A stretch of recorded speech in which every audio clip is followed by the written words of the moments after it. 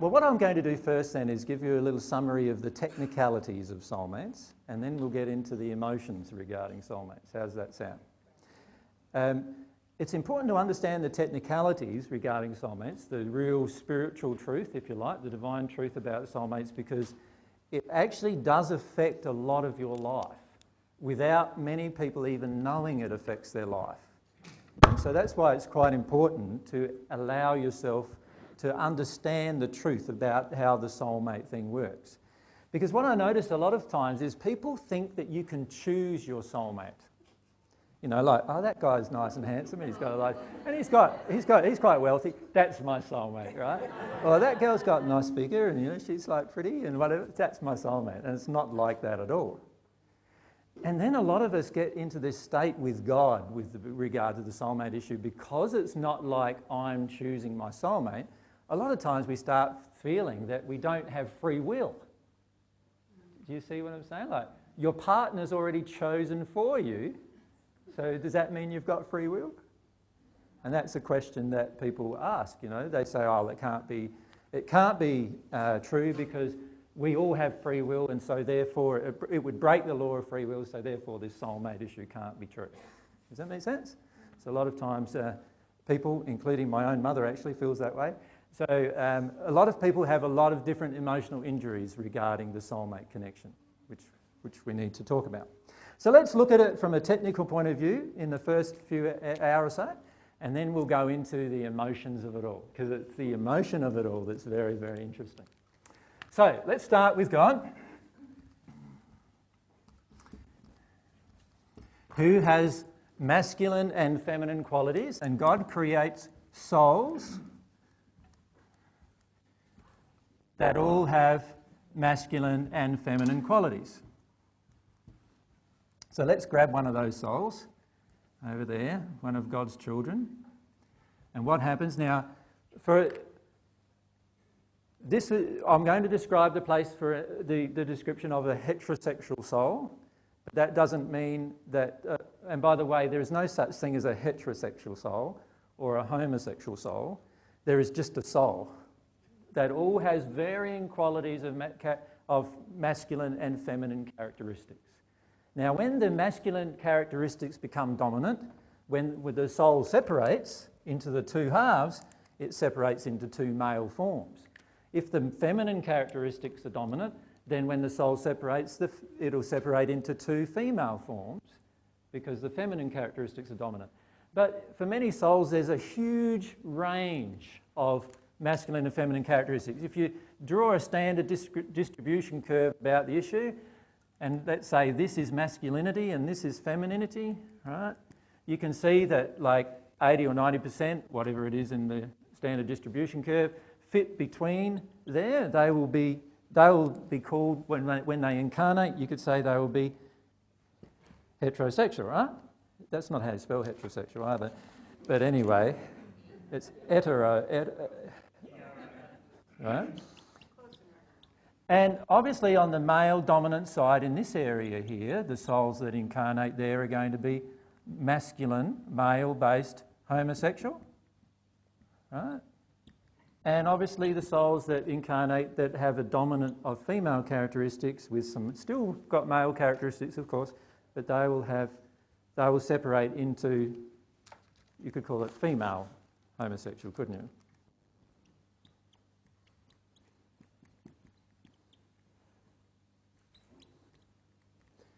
All right.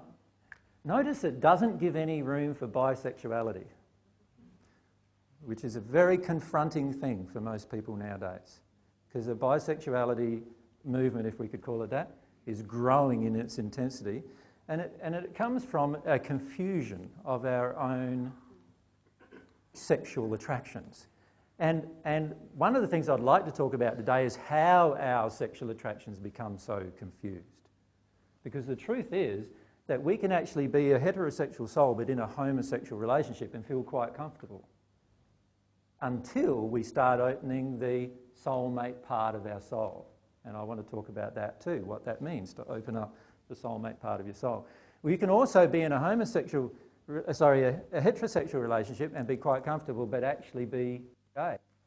You can actually be homosexual in those relationships. And this is why many grow up in a heterosexual relationship. They get to a certain point in their life where they're starting to connect to their emotions and feelings, and now they realise actually that they're not attracted to males or females, the opposite gender, but now they're attracted to the same gender. There's a reason for that, and that is usually they're more connected to their own emotions as they're getting a bit older for many of these people, and they start realising that the soulmate part of themselves has actually got this attraction. Now, the key is with all of this is God designed us in such a way that there is this huge variety of, if we could call it sexuality or gender bias, there's this huge variety of gender bias inside of inside of the souls of all of us. So some of us will have dominant masculine characteristics, some of us have dominant feminine characteristics, and there'll be this huge variety anywhere in between that. Just like there's a huge variety with music. Some of you feel like you're tone deaf and you can't sing at all, right? And others feel like totally musical. They just pick up a musical instrument, any musical instrument from any age, and away they go and play it. How did that happen? Well, that happened through a whole variety of different characteristics that come. So God's created this whole variety of characteristics in this soul. And what we're doing when we're talking about the soulmate discussion is we're focused primarily on the intergender or the sexual characteristics of the soul, if you like. Does that make sense? But in reality, the soul has lots and lots of characteristics and attributes. And by soul, I'm talking the whole soul here, not one half of the soul, which you are. I'm talking about the combination of the two halves. Because remember, how God sees you actually is not how you're currently seeing yourself.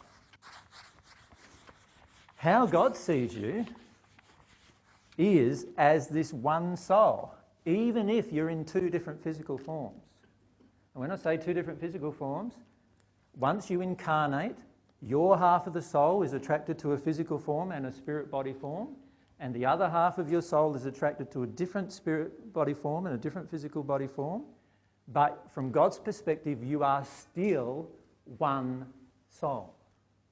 Does that make sense? Ask questions away, by the way. Microphones, if we could have one over here. Thank you. If you leave your hand up so that... That's it.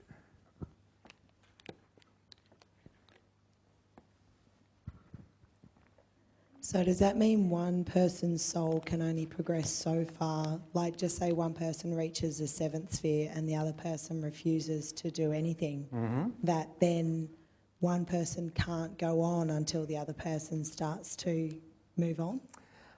It does mean it to a degree, but if I can describe where it stops for one person, you remember you've got the first sort of 1 to 7 spheres, and then you've got the transition into at-one-ment, which is the 8th sphere, and then you've got many other spheres up above, and then we've been calling it the 22nd sphere. The transition between the 21st and 22nd sphere is a state of at-one-ment of your own soul.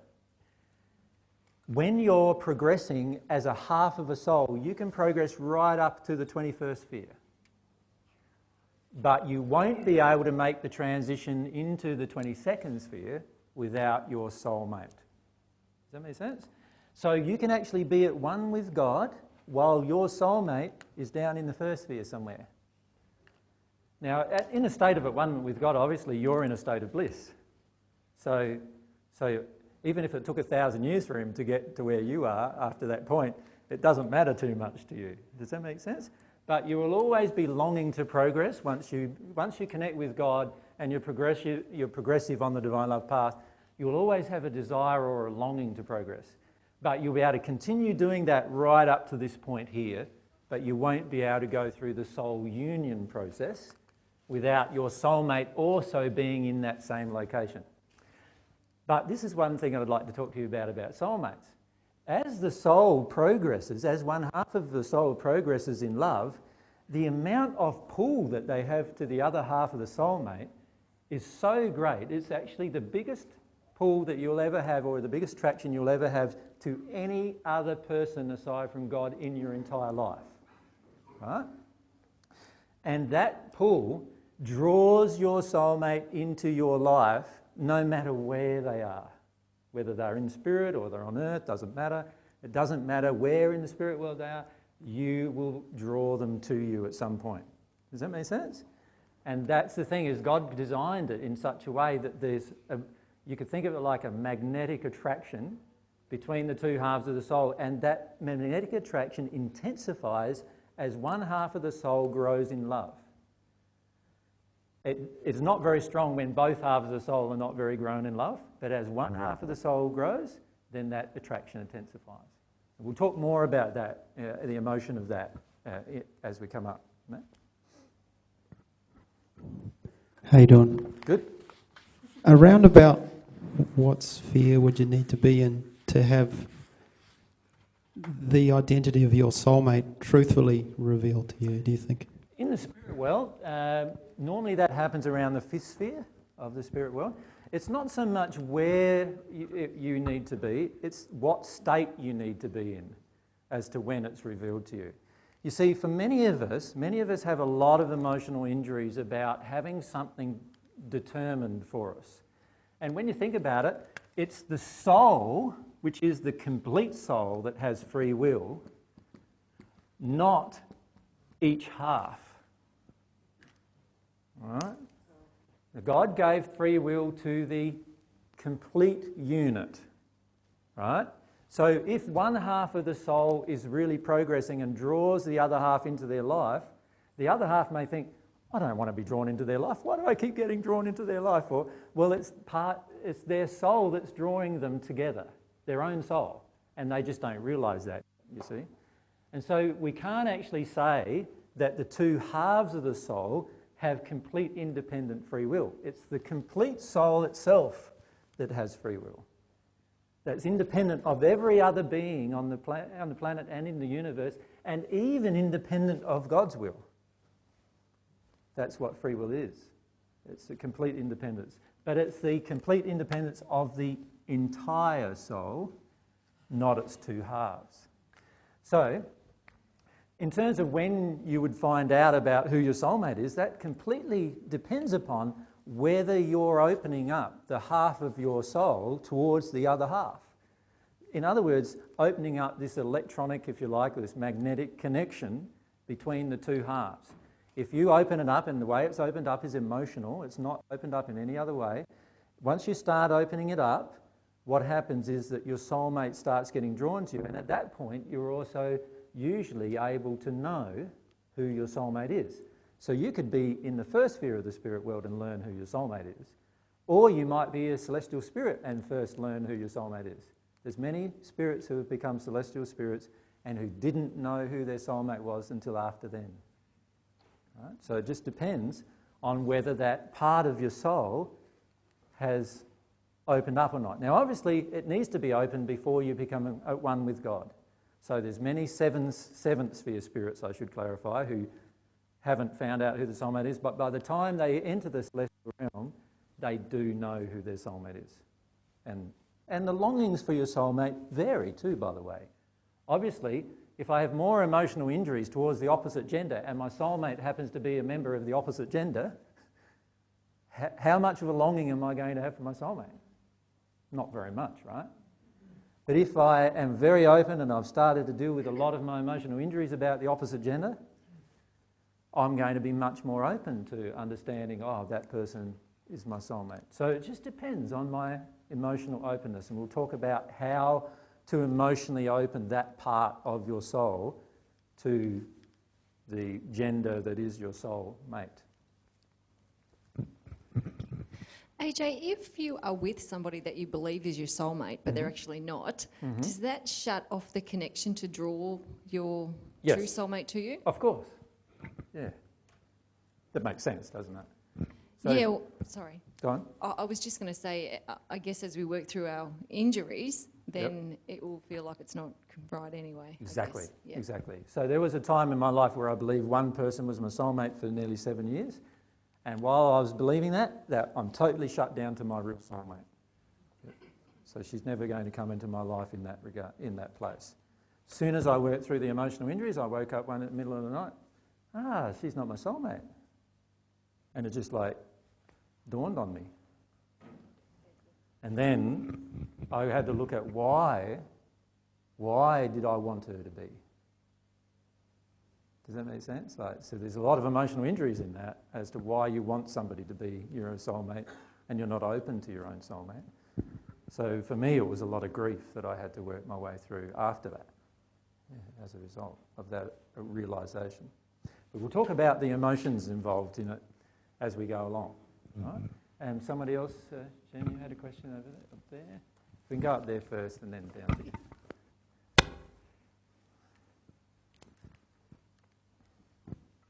So it could be almost negative if you think somebody is your soulmate, and it could be just you're attracted to them because they're making you feel good because they're making you feel good in your comfort space. Mm-hmm.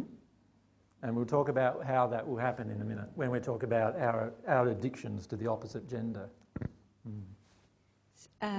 If I progress in love on earth, my soulmate is there. Does it also automatically pull us, or does it only happen in the spirit world? No, it happens on Probably earth on too. earth as well. Yep.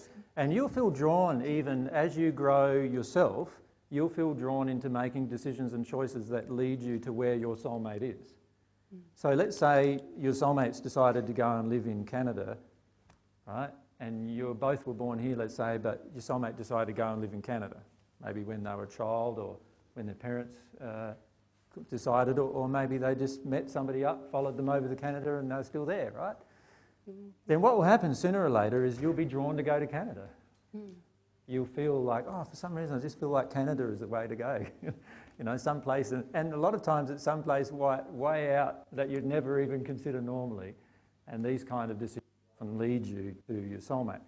And this is where we want to talk a little about the law of desire. Now, there's going to be a talk at some point about the law of desire completely, but part of finding your soulmate is about following your own desires. Because remember, if your soulmates, your own desires at some point are probably going to match the desires of your soulmate, which actually lead you together anyway.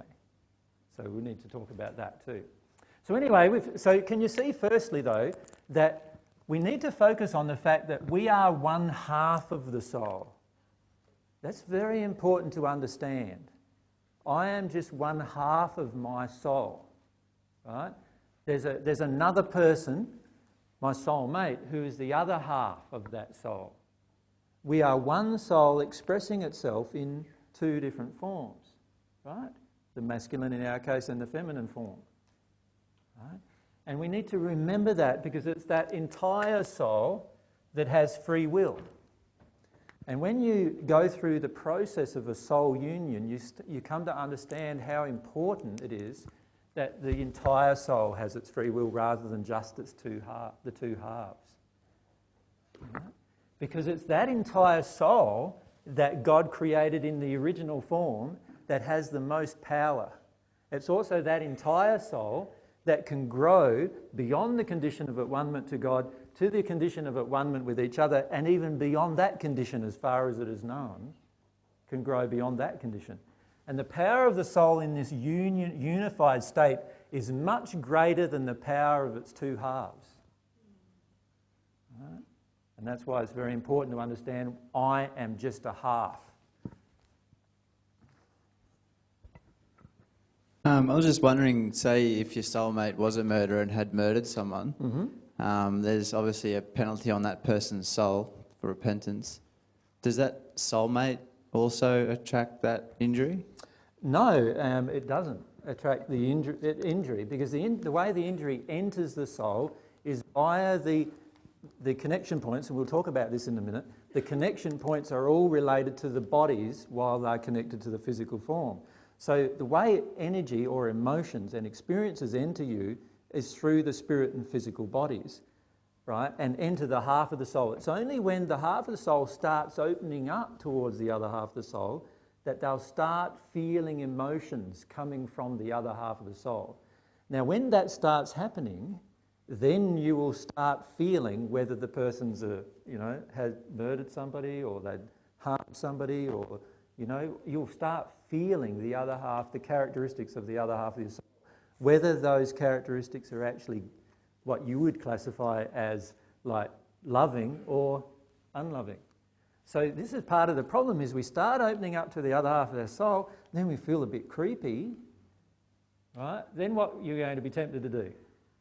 Start closing down towards the other half of the soul, right? Because you feel that, instead of just allowing yourself to feel those emotions, because it's the allowance of those emotions that actually triggers your soulmate into experiencing the reasons why they did things. And we'll talk about this relationship between the two halves as we go through the talk today. It's very important to understand that there is this synergy of emotional expression that goes on between the two halves, whether you are aware of it or not. Right? And for most of us, we're not aware of it. But it does happen. And the more you become aware of it, the more you can feel this relationship going on. Does that make sense? Yep. All right. So we're in the spirit world before we came to earth. At this point, remember, we did not have any consciousness of ourselves. So we didn't know who we were. So there was no self-consciousness, no self-awareness, if you like. This is before we incarnated. Obviously, we don't know how to use our free will. So basically, it's like we have no free will at this point, in the sense that we don't know how to use it, because we don't even know who we are yet. Right? We also have, before we incarnate, no memory of that state, because we're still not self-aware. Memory comes with self-awareness. So we're in this state, you could say we're in this created state as a unified soul, but we are yet to incarnate onto the planet to begin the process of self-awareness, to begin the process of getting to know ourselves, or as they call it in the pageant messages, as we call it there, the process of individualization. Dualization. In other words, becoming an individual. Now, the instant you incarnate, one half of the soul starts becoming the individual, and the instant the other half of the soul incarnates, that's when the whole soul now is starting the process of becoming an individual. And you finish the process of becoming an individual when you make the unification in the 22nd sphere state. Right? So you can see the first time you incarnate, you're conceived, and from that moment on, you've become an individual, right? And then that process ends, if you like, or is realised in its completion in the 22nd sphere state. So right now, none of you have yet learnt how to become an individual. Does that make sense? And the process of what we're going through is learning how to be an individual, not as a half of an individual, by the way, but as the entire soul. Remember, it's the entire soul that's individual. So what happens at that point is we are conceived. When we're conceived, obviously the soul splits into its two halves, and the first half attracts bodies that have been created for it through the sex act of the parents. And then eventually, the second half, due to the law of attraction, the second half floats around the first half until the second half also has the opportunity to incarnate into a different form created for it. So this is why many times soulmates happen to be from the same country. Right? Because there is a very, very strong attraction between the two halves of the soul right from the moment of separation.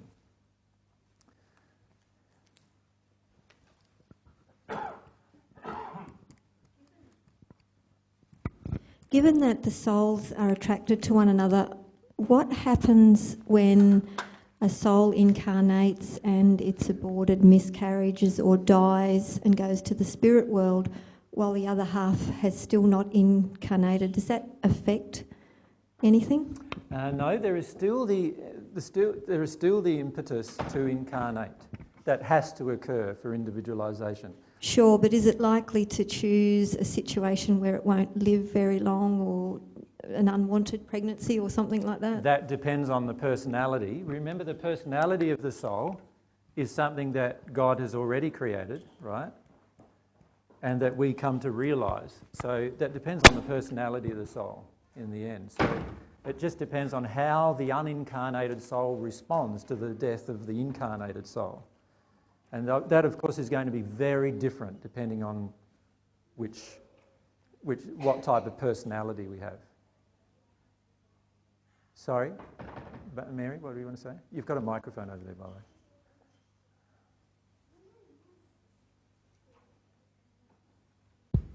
It can't choose, though, can it? No. Would it have? It would have a feeling. It would have a feeling. Would it have Yeah. a consciousness that the other half? Not a consciousness of the feeling, But just but a feeling. Okay. Because gotcha. remember, it can't have a consciousness of a feeling until it has self-awareness, right? The soul still has feelings, but it's just not conscious of those feelings in the unincarnated state. As soon as it incarnates, it now is conscious of the feelings that it's having. Now, when we first incarnate, the consciousness is growing. So the moment of conception, there are feelings that the soul starts absorbing from the parents and from the environment, and the consciousness of those feelings grows. So there's feelings absorbed, and we become conscious of what those feelings are. And that process of consciousness keeps growing all through your life. It doesn't stop when you become 12 or 15, and set up a relationship or something. It grows all of your life until you become at one with your soulmate in the 22nd sphere state. So the consciousness or awareness of your part of the soul and what's happening with the other part will continue to grow from the moment of conception right the way through to the moment of unification. And it will grow exponentially through that time. Every new sphere, you get a lot more consciousness of what's going on with the other half of your soul. Now everyone's cold, eh? Can somebody just turn them off up there, and we'll just keep an eye on the temperature. So just off, and because I've already said it at 26, and there's one back a bit too, Josh. There's another one up the back there. Jen, thanks. Oh, sorry, you got the mic down there. Yep. Go for that. How likely is it for soulmates to come from different countries? Is it possible, and why would that happen? Well, in today's environment, it's highly likely, because there's so much travelling going on, isn't there? And, let's look at different scenarios. A couple get together on they get married. Where do they go for a honeymoon? Oh, Thailand. Let's go to Thailand for a honeymoon. So they go for a Thailand honeymoon, and within 3 days they're pregnant, right? So where's the soulmate going to come from? Now, if it's the second half of the soul, right, that's incarnated into that pregnancy, the first half of the soul might be in Thailand. And then the people come back to Australia with their newborn child, or conceived child initially, 9 months later, newborn child. And where's the child? In Australia, but the soulmate's in Thailand. That could easily happen, could it not? So can you see with travel and all these kind of things, we can conceivably be all over the world with regard to where we are and where our soulmate is. And so then the next question comes from that, doesn't it? How in the hell do we find them then? And it's really easy to find your soulmate. So we need to talk about that. And that's part of this discussion that we have. But remember, I'm talking about the technicals first, and then we'll talk about the emotions of it next. Can we have the mic over here? Thanks. Sorry. Oh, go ahead, Jen. So how does the time factor into all of this? In that between Graham and I, there's 5 years difference. Yep. So, how does earth time and spirit time factor into all of the incarnation process? Well, there's no time in the spirit world, obviously, so it doesn't matter to an unincarnated spirit, particularly the fact that it's got no self-awareness. It doesn't matter to an unincarnated spirit that it's got a time frame, right? But because of the first incarnation of the first half of the soul, the second half of the soul is going to have an even stronger inclination to incarnate. And because of that, I personally have not met any soulmates that have been apart for any longer than around 30 years in terms of their incarnation period. Now, I've met in 2,000 years a lot of soulmates, obviously. But in terms of 30 Earth years, difference in time. But it is conceivable that somebody could be longer than that. Does that make sense? It is possible. And And it's possible that it could even span generations, but it's highly unlikely for a soul to remain unincarnated in the spirit world. And I've never personally seen it, even though it's possible.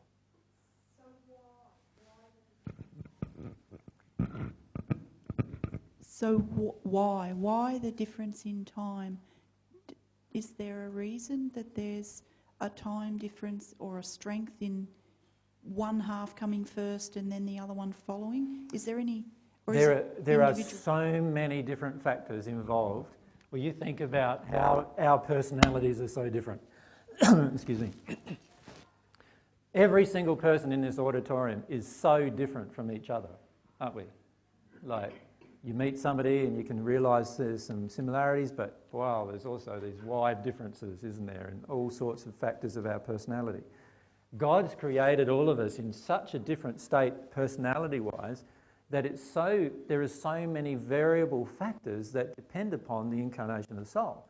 Right from how many opportunities are there to incarnate, because you remember way back at the beginning there were less people on the earth, so therefore there were less opportunities to incarnate for a greater number of people. Does that make sense? And so obviously the time difference between the two halves may have spanned 30, 40, 50 years easily in that state. Mind you, back then men also lived longer. And then the human soul degraded in its condition right down to some people only live 20 years. Now, of course, there might be, so they might not have even found each other in their incarnate form if people only live 20 years lifespan due to their emotional injuries. So can you see there's just so many variable factors? The key to understand it is in the end, you're always going to meet your soulmate. Whether it's here or in the spirit world, you're always going to meet them. But the chances of you meeting them are much greater if you open up the soulmate part of your soul. And we'll talk about that in the emotional discussion. Does that make sense? Yep.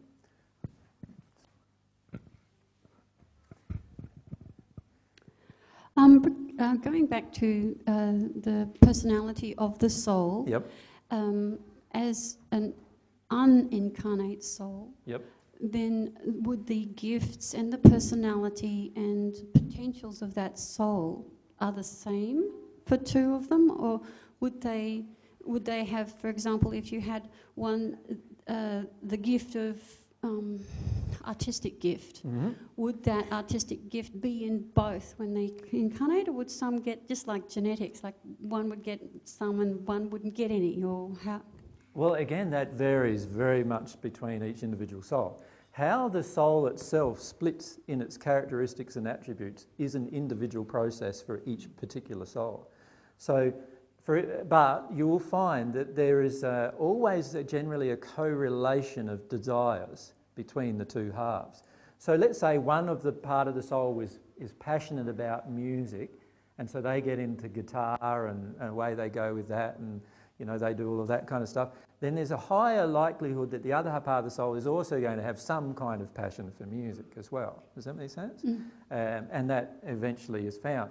But a lot of times our passions get stomped on from our childhood onwards, and so we don't know our passions until we start freeing up our emotional state. And so that person may not have realised that passion yet.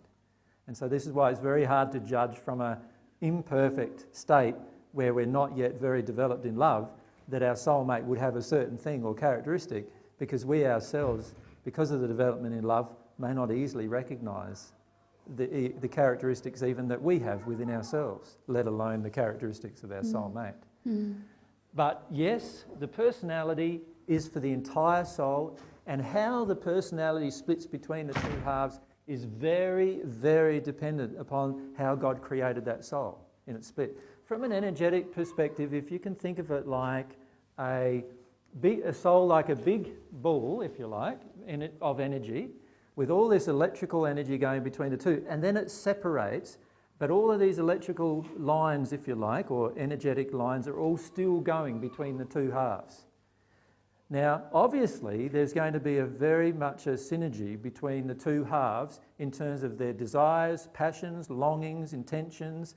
Lots of different parts of the soul are all going to have very similar natures, if you like, involved in that. And so obviously that connection is maintained throughout your entire development. as long as you are staying in touch with your emotions, your desires, your passions and longings. The more I detune from my emotions and passions and desires, the more I also detune from my soulmate. So if I'm very intellectual, very shut down emotionally, I am going to actually be pushing away my soulmate, because I will not even be able to usually recognise my soulmate in that state, because I'm not having that connection to myself. And remember, a connection to yourself is also similar to a connection to the other half of yourself, because your soulmate is your other half of you at the emotional level. Does that make sense? Yeah. But intelligence wouldn't be,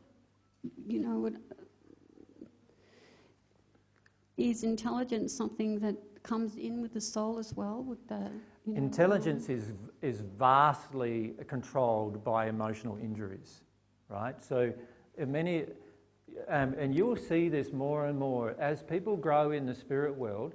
They become more and more intelligent, and they become less guided by the emotions that shut down intelligence. So how many of you hate mathematics?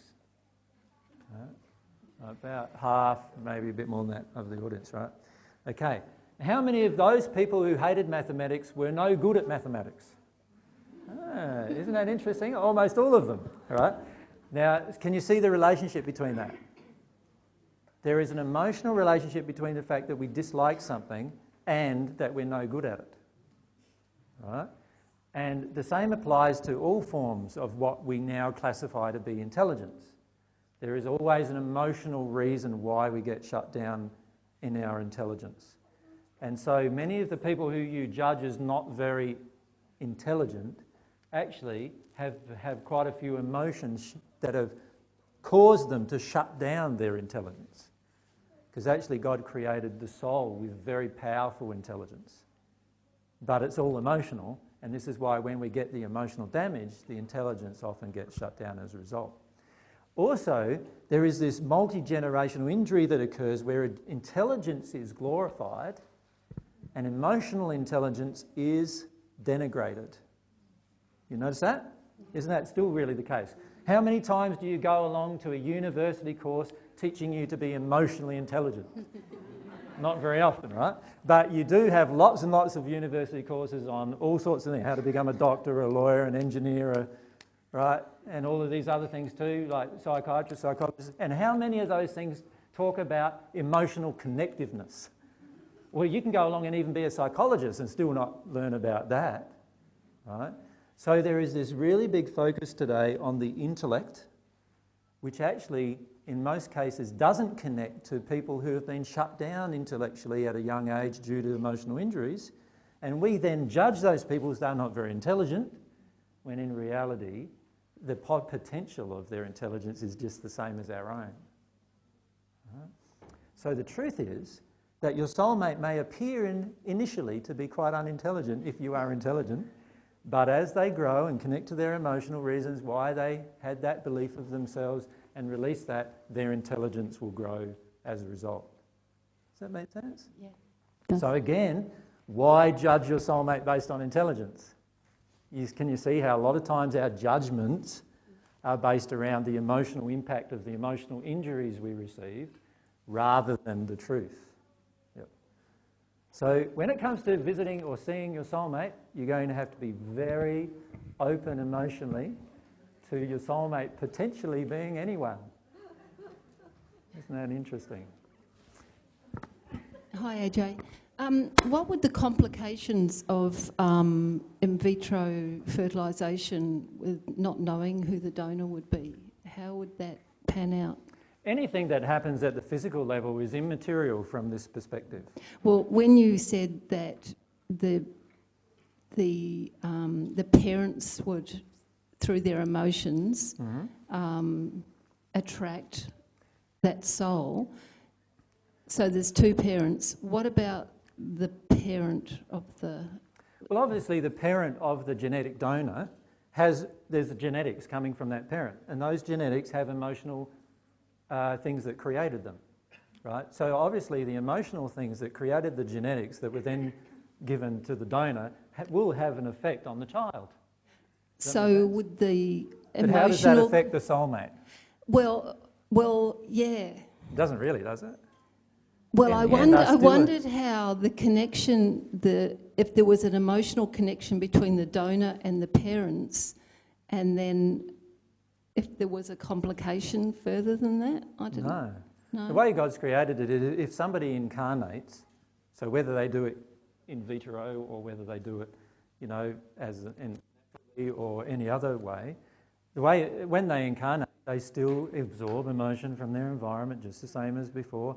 Part of that emotion is the genetics from the previous history of emotions of previous generations and so forth. But that has no effect on who your soulmate is in the end.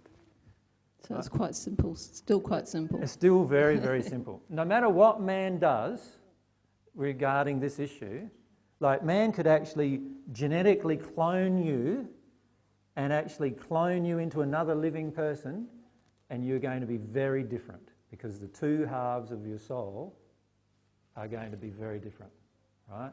And they're going to be completely two halves of completely different souls with completely different personalities. It's the same with twins, right? Twins are incarnated into the same cell even, right?